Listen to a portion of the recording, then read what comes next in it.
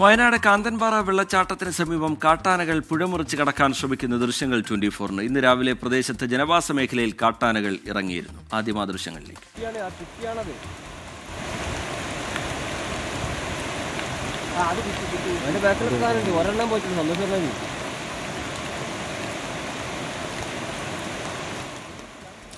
സുർജിത്ത് അയ്യപ്പത്ത് വിവരങ്ങളുമായി വയനാട്ടിൽ നിന്ന് ചേരുന്നുണ്ട്. സുർജിത്ത്, ഈ കാട്ടാനകൾ ജനവാസ മേഖലകളിലേക്ക് എത്തുന്നു എന്നുള്ള സാഹചര്യം അത് ജനങ്ങളെ സംബന്ധിച്ചിടത്തോളം വളരെ ആശങ്കപ്പെടുന്നതാണ്. പക്ഷേ അതിനിടയിലും ഇങ്ങനെ ഈ പുഴമുറിച്ച് കിടക്കുന്ന ആനകളുടെ ദൃശ്യം എന്ന നിലയിൽ അത് മനോഹരമായ ദൃശ്യവുമാണ്. എന്താണ് സുർജിത്ത് വിവരങ്ങൾ? ഇന്ന് രാവിലെ മുതൽ തന്നെ കാട്ടാനകളുടെ സാന്നിധ്യം കാന്തൻപാറയിൽ ജനവാസ മേഖലയിലുണ്ട്. ഒരു ഓട്ടോ ഡ്രൈവറായിട്ടുള്ള ജമാലിന്റെ നേരെ ഓട്ടം പോകുമ്പോഴാണ് പാഞ്ഞെടുത്തത് കാട്ടാനക്കൂട്ടത്തിൽ നിന്ന് ഒരു ആന. അത്തരം സംഭവം ഉണ്ടായിട്ടുണ്ട്.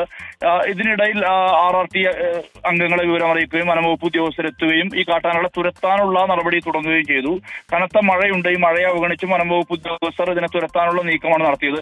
അത്തരത്തിലുള്ള നീക്കത്തിനിടയിലാണ് ഈ കാട്ടാനകൾ 3 എണ്ണം, ഒരു കുട്ടിയാനയടക്കം 3 ആനകൾ ഈ റോഡിലുണ്ടായിരുന്ന ആനയാണ് നേരെ വെള്ളച്ചാട്ടത്തിന് സമീപത്തേക്ക് എത്തുകയും ആ വെള്ളച്ചാട്ടത്തിന്റെ താഴെ പുഴയിലൂടെ അത് അകത്തേക്ക് അതായത് വനമേഖലയിലേക്ക് കടന്നു പോകുന്ന ആ ഒരു ദൃശ്യമാണിത്.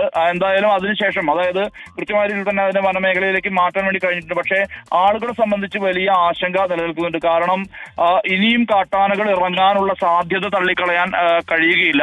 ഇപ്പോൾ കാട്ടിലേക്ക് അയച്ചുവെങ്കിലും അത് തിരിച്ച് ജനവാസ മേഖലയിലേക്ക് എത്താനുള്ള സാധ്യത തള്ളിക്കളയാൻ കഴിയുകയില്ല. അത് തന്നെയാണ് ആശങ്കയ്ക്ക് പ്രധാനമായ കാരണം.